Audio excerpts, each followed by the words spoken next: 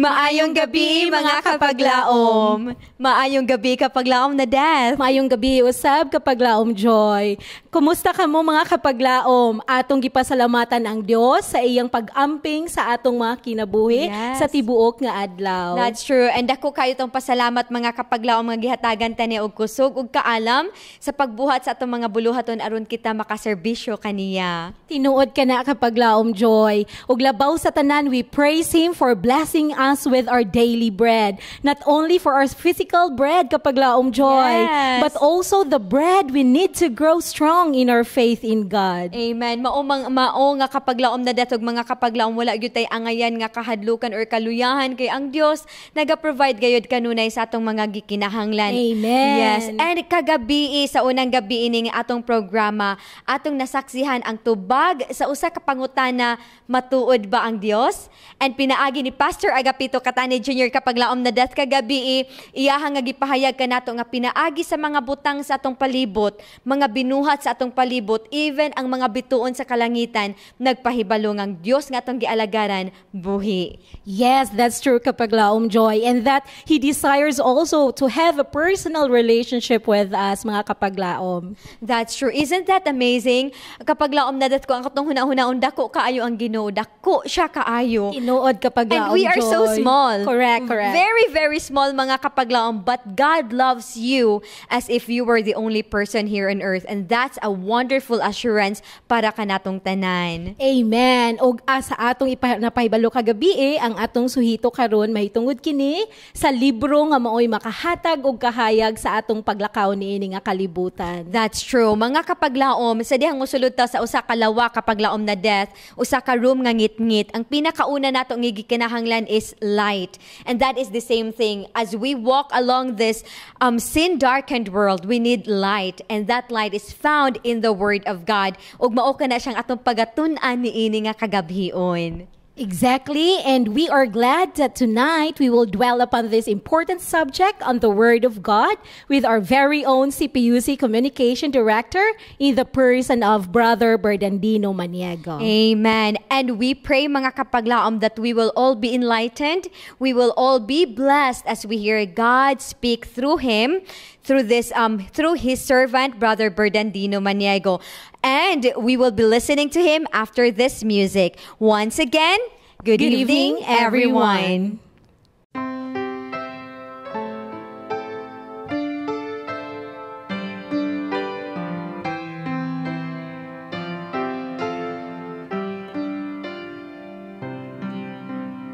Father, lead me day by day.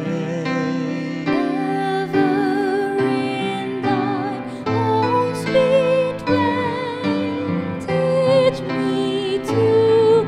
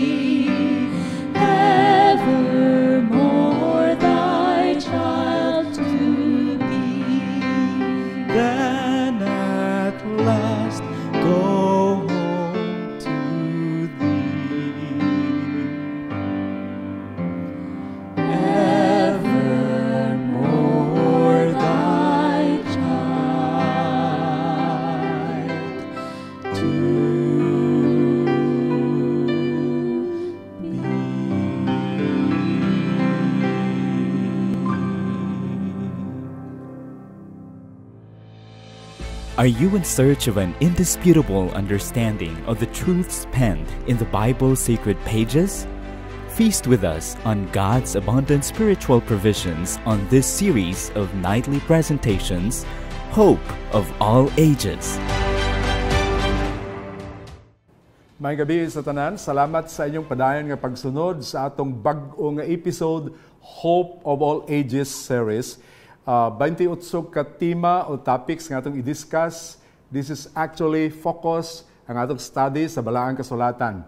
Salamat sa Ginoo nga gitagaan na sad niya ug higayon busa amo kamong dapiton sa pag-share sa link sa atong nga Facebook page o himo sa Watch Party aron ubay-ubay ang makakita, makadungog niini nga pagtuon kabahin sa Balaang Kasulatan mga higala. Now this is actually a series of Bible study. That is why we would like to encourage ang atong makigsuonan nga mga Seventh-day Adventist nga kung mahimo, invite your non-Adventist friends aron sila makadungog sa detailed nga study may tungod sa Balaang Kasulatan. Now, niatong milabay nga gabi gidiscuss sa atong minahal nga presidente sa Central Philippine Union Conference ang may tungod God is real. Ang Dios ba tinuod? Daghan ang utana niini, especially during this pandemic crisis, nga until today, ang COVID-19 wala pa gid matagay og solutions and some other calamities around us. Is God is real. Now, igsoon, ang tubag is kung naay mga binuhat around us, naay nagbuhat. Meaning to say, God is our maker. He is our God, worthy sa ato nga pagdaig. So karong gabi, we are going to study about we can believe the Bible. Ato gyung matuuhan ang Balaang Kasulatan. No doubt, 150% that the Bible is real, the Bible is true sa iyahang gipanulti mga kaigsuonan. Sa dili pa kita magahimo sa pagtuon karong gabi, ako kamong hangyoon sa pagkuyog kanako, magaampo kita. Amahan nga balaan, salamat ninihigayon nga mong gihatag kanamo. Nga sa makausab, makahimo na sad kami Ginoo sa pagtuon sa imong mga pulong. Tagaay kami sa kaalam, especially nga among pagatun-an karon ang imong Balaang Kasulatan. Tanan among gitugyag gisalig uban sa kapasaylohan sa among mga sala tungod lamang sa ngalan ni Ginoong Hesus. Amen. So karon ang atong suhito, we can believe the Bible. Ato gyung matuuhan ang Balaang Kasulatan. Ang Dios sa gihapon nagapadayon sa pagpakigsulti, pinaagi sa tagsa ka mga pahina niining Balaang Kasulatan nga akong gikuptan mga igsoon. And certainly He does. Usa sa piniriso dito sa Utah State, nagtuon siya sa Balaang Kasulatan. Sa diha nga nagtuon siya nga unta wa na gid siya paglaom, matud pa sa iyahang sulat, I am on death row in the Utah State prison.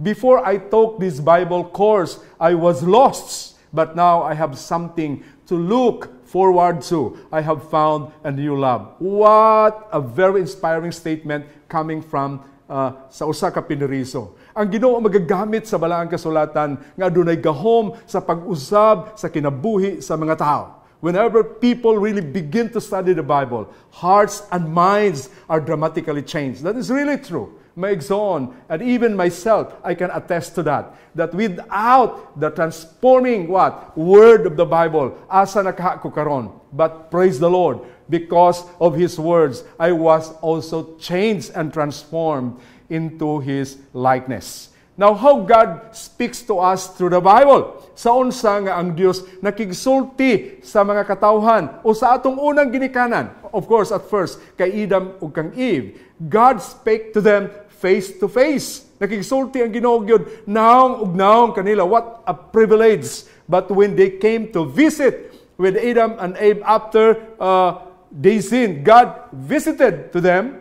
Sa diha nga nakasala sila, nanago sila mga igsoon. And you know, giingon sa Genesis chapter 3 verse 8, og hinungdan nila, og hingdunggan nila ang tingog ni Jehova nga Dios nga nagalakaw sa tananaman sa kabugnaw sa adlaw og na nagtago ang tao ug ang iyang asawa gikan sa tubangan ni Jehova nga Dios sa tiliwala sa mga kakahuyan sa tanawan. After nga nakakumit sila og sala, was the tendency nagtago sila og dili na sila makakita, makaistorya sa Dios sa naong ug naong. Meaning to say, sin interrupted face-to-face contact with God.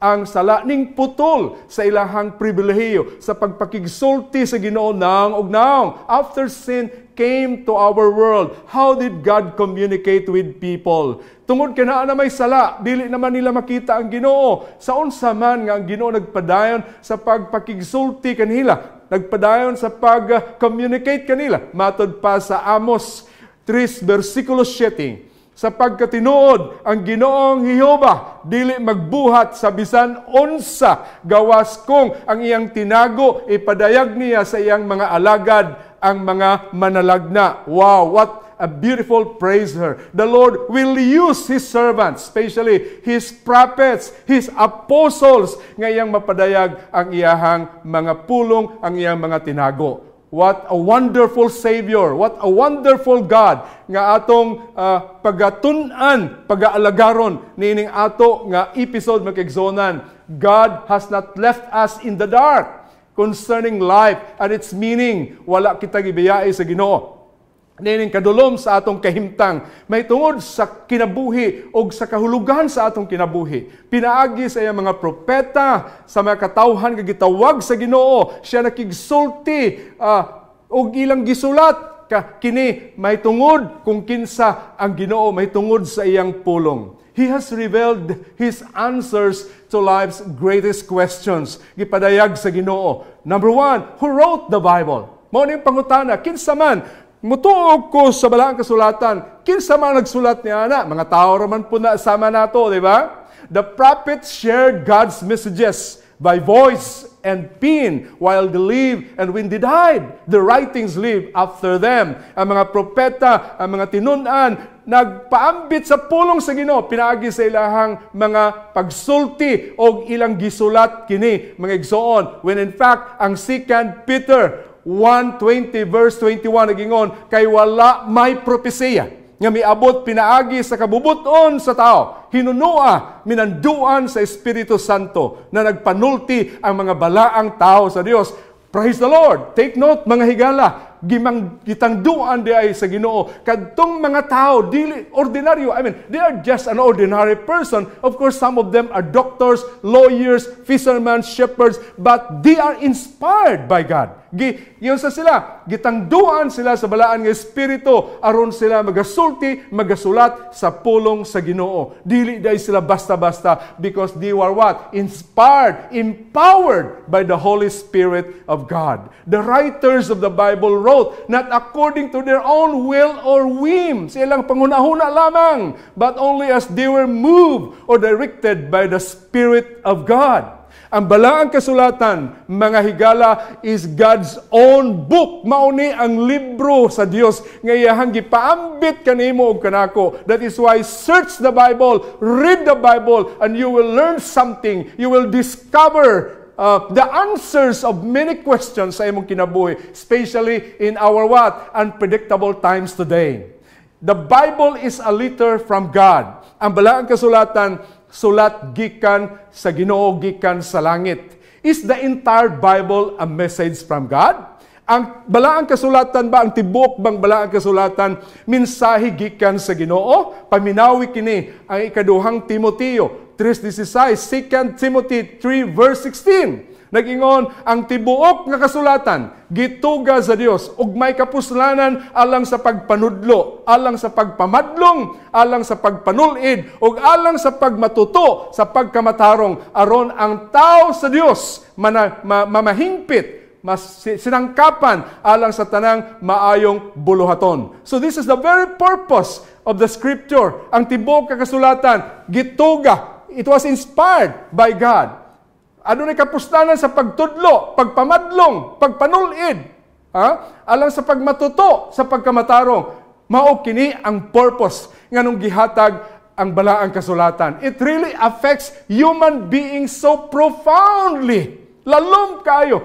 ang nahimo sa balaang kasulatan kanimo og kanako, because all the Bible is given by the inspiration of God. It's more than a nice collection of moral principle. It's more than a great book. It's an inspired document. What? God's book. Dili lang kini ordinaryo nga libro, mga igsoon. Usa kini kagituga sa Ginoo gikan sa langit. The unity of the Bible. Giunsa man ni pag hiusa ang balaang kasulatan, murag ka imposible, but take note about this, igsoon. You will be amazed how the Lord, how the Lord unite or gathered all the writings of the books of the Bible ug nahimo siya nga usa ka compilation, usa ka library. The Bible is actually a library of 66 books. Usa siya ka tinigom nga unsa man mga libro nga niadiri. Gining akong gikuptan igsoon, murag gamay lang ni siya nga Biblia, di ba? Na may dagko pa ani, gamay lang ni nga Biblia, but I would like to tell you, sa usa lang ka libro, adunay 66 ka libro nga niya dinhi. Matod pa sa akong sa balaang kasulatan, nag-ingon igsoon that the 39 books of the Old Testament, kay ang Bible is composed of the Old and the New. Ang daan nga tugon, the Old Testament and the New Testament. Pilaman ka libro ang gitawag Old Testaments. 39 ka mga libro ang naa sa Old, daan nga testamento. Din ako igsoon mo one by one because my time is so limited. But I would like to challenge you, if you have your Bible, open your Bible and discover by yourself about the Old Testament books. Started from Genesis igsoon. Diba? Gisugdan sa Genesis. 39 yun ka mga libro. Then, ang New Testament, adunay 27 ka mga libro niini.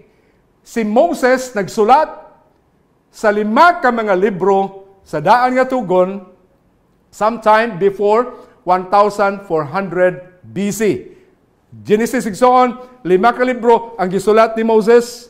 Then during the 1,500 years between the writing of the first and last books of the Bible, at least 38 other inspired writers made their contribution. Take note, 38 ka mga giunsa, gi-inspired sa Ginoo, gi-empowered sa Holy Spirit in different cultures, different areas nga nag-contribute sa balaang kasulatan. Now, the various Bible writers live at different times. Take note about this. Ang mga nagsulat sa balaang kasulatan, ang mga authors sa mga libro niini, nga mao'y gigamit sa Ginoo nga penman, gigamit nga writer sa pulong sa Ginoo, nagkinabuhi sila sa lahi-lahi nga panahon, separated by hundreds of years. You can imagine that. Ginatos ka mga tuig nga ninglabay. In many cases, they were complete strangers to one another. Wa sila kaila. Wa sila igsoon magkatagbo, perhaps. Not only perhaps, but wa gyud sila magkailhanay. Some were businessmen, ang uban mga negosyante, ang uban mga traders, shepherds, fishermen, soldiers, physicians, preachers, kings, human beings from all walks of life. Mauni ang mga nagsulat sa balaang kasulatan. Wow, igsoon, makahibulungan kaayo sa tanan. They serve under different governments and live within contrasting cultures and systems of philosophy. But there is the wonder of it all. When the 66 books of the Bible, whether 1,189 chapters made up of over 31,000 verses, are brought together, we find perfect unity and harmony in the message they convey. What a wonderful, amazing, mga igsoon. Ang 66 ka mga libro, adunay 1,000, 1,000 ug 1,289 igsoon ka mga kapitulo.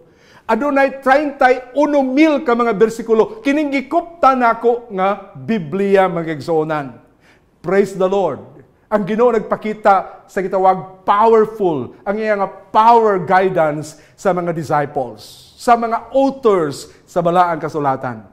3 reasons that we can trust the Bible. Number one, the preservation of the Bible is remarkable. Ang pagtago, ang pag-preserve sa balaang kasulatan, sulod sa pila ka mga siglo, pila ka mga tuig, kiniigsoon, kahibulungan kaayo. All of the early manuscripts of the Bible were copied by hand. Take note about that. At first, wala pa may printing press. Unlike today, nga nindot kayo, na ako'y klase-klase nga mga Bible, pagkanindot, may exon, because of what? The printing press. But during the time, before the printing press was discovered, gisulat ragyod sa mga pain man. Gitawag ka na, tigsulat sa pulong sa Ginoo. You know, they received visions from God. And the Holy Spirit guided them. Gisulat nila kung unsa ang gisulti sa balaan ng Espiritu sa Ginoo diha kanila. And then, they compiled it and so on, ang ilang gisulat. Long before there were printing presses, they wrote the Bible. Scribes made copies of the original manuscripts and distributed them. Ang mga eskriba, naghimo igsoon sa ilang pagsulat niini, ug ilang gipanghatag sa ilaha nga mga tumutuo sa ilang sumusunod. Thousands of copies of these manuscripts or portions them still survive. Kadtong mga sinulat igsoon, naa nagpabilin. And to prove to you, mga igsoonan, the Hebrew manuscripts of the Old Testament that go back 150 to 200 years before Christ. So wala pa si Kristo matawo. Take note. Sa Bethlehem dito sa Israel, I was there last 2000.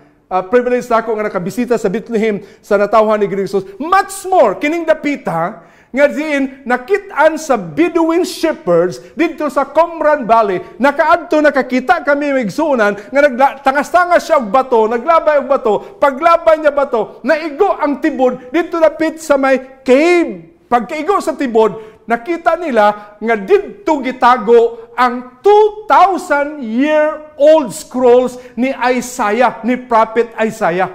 You can imagine that. Pero tinagdugaya kayo, dito gitago ang complete nga libro ni Prophet Isaiah that was in 1947 nga na-discovered sa Bedouin shepherds. We praise the Lord.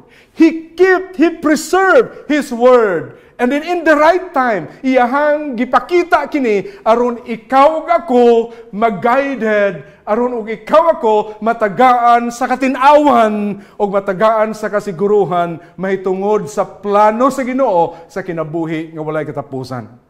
Now karon, Bibles had been printed already. This is powerful evidence of how reliably God's Word has been transmitted to us. Mao ni maigsoon ang usa ka kay bulungan kaayo. So busa, second, the historical accuracy of the Bible is very remarkable. Take note, ang kasaysayan nga gi-record sa balaang kasulatan, kahibulungan kayo, Scripture spoke of battles. Ang balaang kasulatan nagigsulti may tungod sa gubat, sa mga hari, o when in fact, in our present times and in the future, God predicts about wars. God mentions about cities, wars, and even entire civilizations that secular historians did not mention.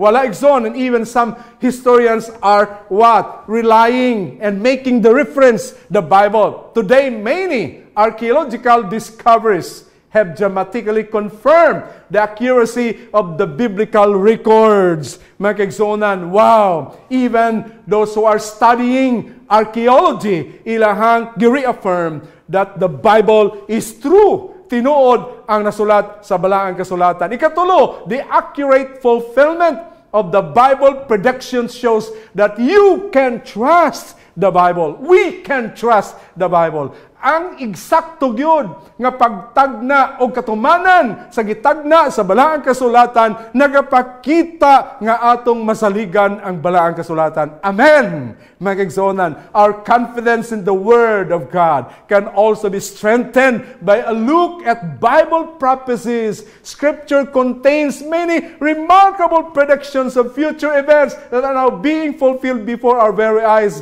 Mga kaigsuon, invite your friends in this episode, because tomorrow and the next following day we have very interesting studies And I will be back, Igsoon, to discuss about the prophecy of Daniel 2. You will be amazed about what is written sa Daniel 2 nga libro. Unsa man na siyang gisulti diha sa Daniel 2. But believe me, ang prophecy sa Daniel 2, very related in our times today, even in the future. Ang umaabot, mga Igsoon, gi-mention sa libro ni Daniel. So we would like to invite you, mga Igsoon, to please join with us and invite your friends, especially ang atong mga non-Adventist friends who are having what? Questions, so many questions in their mind. Ang atong mga higala nga nawad-an sa paglaom, ato silang dapiton sa pagpaminaw nining atong nga episode, because this will give something very what? Assurance to them, and will give enlightenment sa ilang hunahuna nga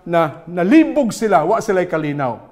Now, how to understand the Bible? This is the very important question. So, unsa nato masabtan ang balaang kasulatan? Remember that the Bible is not some historical document that only scholars can understand. Dili lang ni ingon nga history na adiri nga ang mga scholar lang, ang mga bright nga mga tao makasabot. Some of the most exciting biblical insights have come from ordinary people with ordinary educations who simply responded to the Bible as a personal letter from Jesus.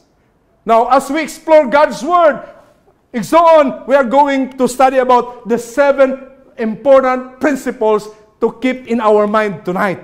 But remember, mga Igsoon, dili lang ang mga bright nga tao ang makasabot ni ini, when in fact, sa gamay pa ko, nakadungog ko nga kadtong makabasa sa balaang kasulatan during my time, kadto lang gyud ang mga leaders sa church, to mention ang mga pari, ang mga membro di gyud makabasa. Kay once makabasa ka, you will be committing, kung maghikap ka sa Bible, venial sin. Kung magbasa ka mag-igsunan, mortal sin. So, munang wag gabasa sa Biblia. Kanya ito ang Biblia gikadinahan. Kaya nga naman, mahadlok man sila bisag muhikap. Samot nang makabasa. But, no, that is not God's plan. God's plan for all of us is to discover the Bible. That is why, kung wa kay Biblia mag-igsunan, secure a Bible. Kung wa kay Biblia, secure your own Bible, and then the Lord will give you the message. Now, number 1, study the Bible with a prayerful heart. Mao nang gikinahanglan nato. Tun-an nato ang balaang kasulatan sa mainampuon gayud. Mao na nga kinahanglan before ta moabli sa balaang kasulatan, magbasa, mag-igsunan, magampo kita sa Ginoo. Mao na in my Bible reading every morning before I used to open the Bible and read the verses of the Bible, I used to pray. Ang akong prayer, Lord, magabasa ko, magapaminaw ko sa imo mga pulong. Ginoo, himua akong takos palihog. Pasayluha ko sa akong mga sala, o ang imo mga pulong, ipahimutang sa akong hunahuna, Ginoo, nga kung mahimo, magapabilin kini sa akong pangunahuna, sa akong alimpatakan, nga dili na ako malimtan. Ang imo mga pulong, magagiya ka na ako. That is my simple prayer. That is why, giingon diri sa Juan 16, versikulo 13, o 14. Inig abot sa Espiritu sa kamatuoran, kini siya mao ang magatultol kaninyo ngadto sa tibuok nga kamatuoran. Take note, the Spirit will guide you into all truths. Kay siya dili magasulti sa iyang kaugalingong pagbulutan. Hinunua ang iyang madungog, mao ang iyang igasulti, o ang mga butang nga umalabot iyang igatugan kaninyo. Siya magapasidungog kanako, kay siya magakuha man sa mga butang nga aniya kanako, ug iyahang gikasugilon kini kaninyo. Now, what a beautiful promise! Mubasa di ay Igsoon, inviting the Holy Spirit to give us guidance and wisdom. The Holy Spirit will reveal to us about the words of God. Wow! What a beautiful promise from the Bible itself, mga Igsoon. Ikaduha, read the Bible daily. Atong basahon ang balaang kasulatan. Sa matag adlaw gayon, dili lang kay mubasa ta kay natay problema, mubasa ta kay gilayhan ta. No, read and study the Word of God daily, in a daily basis. Giingon ni Paul sa Berean Christians because they receive the Word with all readiness and search the Scriptures daily to find out what was true. Acts 17:11. So, ingon ni San Pablo, pangitaon, basahon ang balang kasuratan o pangitaon kung unsang tinuod sa matag adlaw nga tanan. Daily Bible study is the key to power in our lives. Romans 1 verse 16. Ang matag adlaw nga pagtuon sa balang kasuratan mao kini ang magahatag gahom sa atong kinabuhi. Matod pa ni San Pablo mga kaigsuonan. And this is really true. Ikatulo, study the Bible carefully. Atog yung tun-an ang balang kasulatan sa maampingon gayud nga pagtuon. Kaya nga naman, kinahanglan yun nga atong ampingan because this is the Word of God. And according to John, chapter 1, verse 14, and verse 1, and the Word, in the beginning was the Word, and the Word was God. Meaning to say, this Word is God. So we have to study the Word. We are studying God actually. If you are reading the Bible, you are studying God. Imong gitun-an ang Ginoo. Paul told Timothy to study the Bible as a worker who does not need to be ashamed, rightly dividing the word of truth.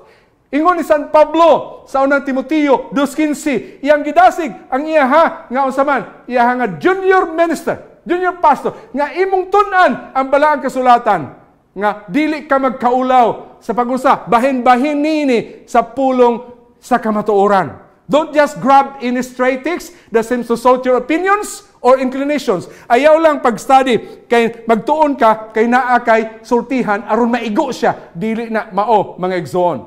Reading the Bible is an encounter with the mind of God. Ang pagbasa sa balaang kasulatan, mao ang pagpakigtagbo sa panghunahuna sa Dios o sa imong panghunahuna. Take note about that. So ikaapat, study the Bible verse by verse, chapter by chapter, and book by book. Wow! Tun-an nato ang balaang kasulatan, bersikulo sa bersikulo. Unsa man ning giingon sa John 3:16, unsa man ni ang iyahang asam ni unsa man ni aron ato masabtan din chapter by chapter, book by book, and that is the way of studying the Bible. As you read it, let the Bible speak for itself. Since the Bible is a message from Jesus, it is not just true. It is the test of all truth. Ingon ni Isaiah 8:20. Igsoon, kung dili sila managsulti sa kamatuoran, sa kasuguan sa Ginoo, mao hinungdan nga wala sila kahayag, matod pa na Isaiah. That is why we have to speak about the truth. So we should never let any religious belief or principle explain away any part of the Scripture, trying to make the Bible fit into a preconceived idea. Kanang pangunahuna lang sa tao ba? Ako hunahuna mo ni. No, it's not. Let the Bible answer the questions, makaigsonan, and you will discover the truth. Now, number 5, study the Bible by subject to understand Bible truth. Atong tun-an ang Biblia sa mga subject by subject. That is why kining atong series nga Hope of All Ages series and so on, 28 nights, we are going to discuss subject by subject. So, ni atong milabay ang gabi, di-discuss sa atong mahal nga Pangulo, sa atong Presidente, si Pastor Katani, ang about God is real, mo ito'y subject. Ngayang gitunan, gi-explain niya, nga ang Ginoo mo ay nagbuhat sa tanang mga butang, including you. Karon akong gi-explain so on, we can believe the Bible is a subject to study about the Bible. That is why to establish igsoon kung unsa ba kini ang balaang kasulatan, ato ba kining masaligan, ato bang matuuhan. Ikaunom, study the Bible to receive power to live for Christ. Atong tun-an ang balaang kasulatan aron makadawat kita og gahom nga magkinabuhi kita diha kang Kristo. Wow! What a beautiful statement. Atong balaa, studihan, tun-an ang balaang kasulatan. Dili lang igsoon nga kita hearer of the words of God, reader, but we should have to be doers of the Word of God. Dili lang kita kay nagabasa, nagapaminaw, apan nagabuhat kita sa pulong sa Ginoo. Kung unsay atong nadunggan, unsay atong nabasan, ato kanang pagabuhaton. That is why you will receive power to live for Christ. You will be transformed. You will be changed individual. Pinaagi sa pagpaminaw, sa pagbasa, sa pulong sa Ginoo. Ikapito, listen as God speaks to you through His Word. Wow, what a beautiful statement again. Maminaw ka. Kung ang Ginoo makigsulti kanimo, pinaagi sa iyang pulong, take note, nagabasa ka sa balaang kasulatan, nagapaminaw ka nga ang Ginoo di ay nakigsulti nimo. So this is the only way, mga igsoon, brethren, friends, this is the only way in this pandemic crisis, in these trying times, that we are living in a very uncertain moments. We need to what? We need to listen the words of God. We need to listen God. Di naman tayo makadungog sa Ginoo kay kasagaran TV naman atong paminawan, cellphone naman atong paminawan, igsoon. Unya ang Ginoo di makigsulti nato directly. So karon the Lord is using His Bible nga gi-compiled sa mga writers, sa mga authors niini aron kita makadungog sa pulong sa Ginoo. Sa giingon diri sa John 17:17, nag-ingon, balaana sila pinaagi sa kamatuoran.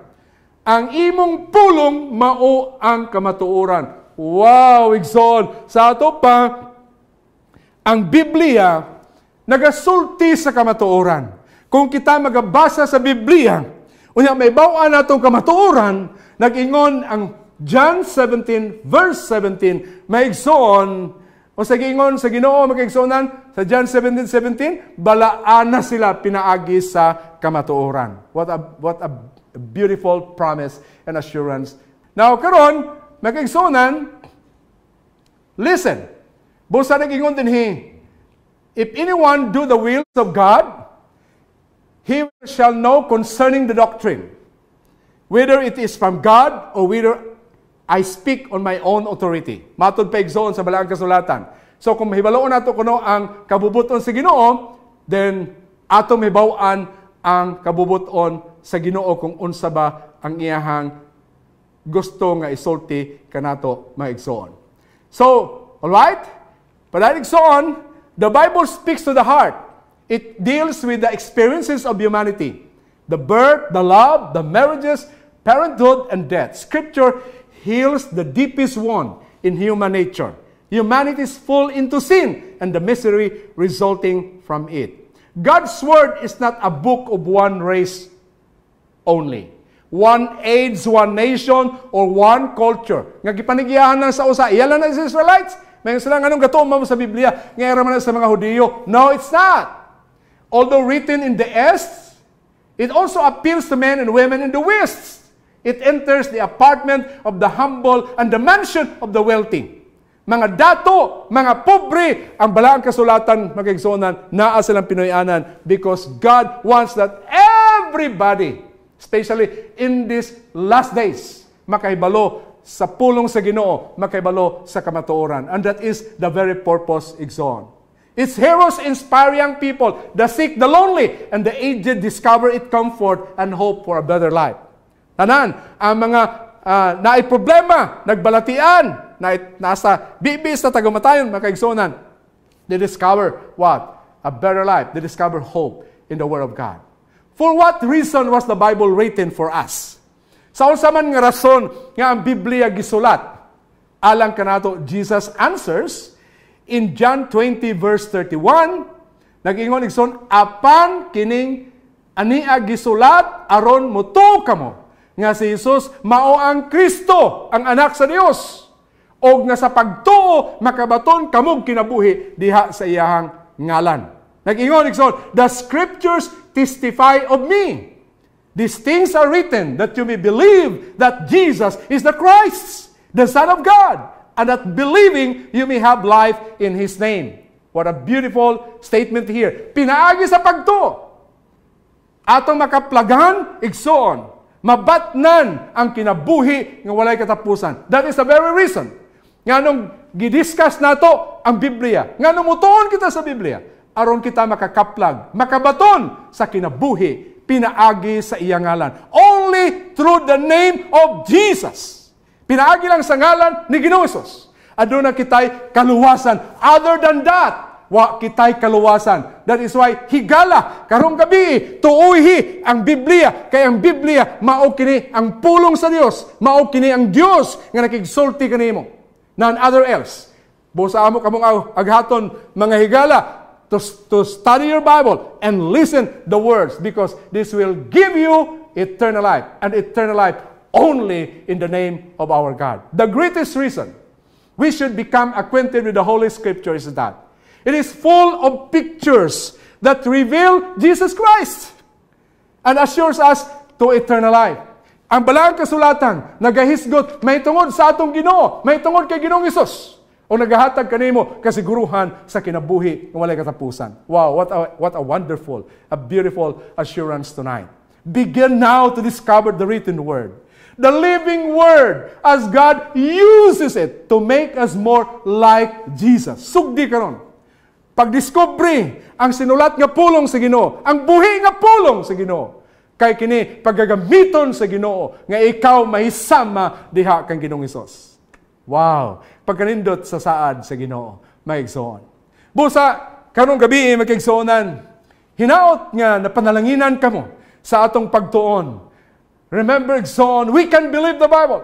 Kita makatuo sa Balaang Kasulatan, sa mga punto, sa mga importante nga mga discussions nga atong natun-an karong gabi, igsoon, to prove that the Word of God is what? That can have power to change your life. And the Word of God, igsoon, will help you receive the assurance of eternal life. Salamat mga higala sa paminaw ni ining atong episode. Salamat sa inyohang pagsunod. Amo kamo aghaton. Palihog i-share ninyo ang atong link. Do watch party sa inyong cellphone. O personally, muhangyo ko mga higala sa atong mga kigsonan ng mga Seventh-day Adventists. Gidesign namo ni ang Hope of All Ages series. Is actually a Bible study presentations sa tanan nato nga mga pangulo magbubuhat sa atong mga administrators, directors dinhi sa CPUC. Aron, because we believe that we need this in these trying times, in this pandemic crisis. Siguro na ay makigsoon na nato nga maglisod kamo pag Bible study, pag sultis ka matuoran. Now, this is the only way. Ako kamo hangyoon personally, please share the link. Call your friends, text your friends, especially mga non-Adventist friends, nga mo sunod sila niining atong Bible study series until the very end. And believe me, the Lord will do wonders and miracles. So hinaot pa nga ang Dios magabubo sa iyang madagayaon nga panalangin kanimo higala nga nagatanaw karon. And I hope you will start to fall in love about the Bible, the words of God. May God bless you this very moment. Ako kamo hangyoon, sa dili pa kita magatapos sa atong presentations karong gabi.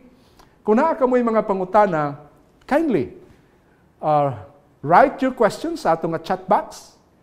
And then we're happy to come to you and answer your questions. So higala, mag-ampo kita. We will close this presentations, this program with a prayer. Amahan nga balaan nga na ikaw sa kitasaan sa mga langit. Amo ikaw gidaig Ginoo tungod sa imong gugma kaluoy sa matag usa kanamo. Salamat amahan nga imong gipatin-aw kadamo ang kamatuoran pinaagi sa Balaang Kasulatan nga ang Biblia imo kining sulat, imo kining libro nga gihatag kanamo. Imo kining pulong nga kung mubasa kami, ikaw nakigsulti dinhi kanamo.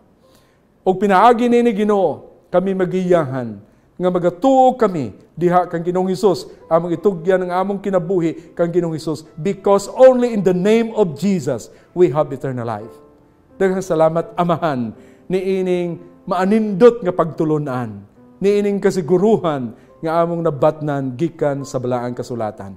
Panalangini ang among mga kahigalaan, mga kaigsuonan nga nagapadayon sa pagtanaw, sa pagpaminaw, sa pagsunod niining nga episode Ginoong Dios. hinaot ang balaan nga espiritu, magamando, magagiya kanila. Salamat, Amahan, ikaw magatubag sa among pag-ampo, pasayluha kami sa among mga sala. Pinagi lamang sa ngalan ni Ginoong Hesus.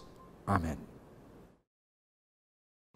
Amen. We praise the Lord for the gift of the Bible, mga kapaglaom. Yes, and I'm so happy, mga kapaglaom, that God has given us His Word. It's so comforting and amazing to keep in our hearts that God speaks to us still through His words. Yes, og nindot kaayo hunahunaon because it is the Word of God and it can change our lives, kapaglaom, Joy. That's true, and I really praise God that His power is in this word, mga kapaglaom.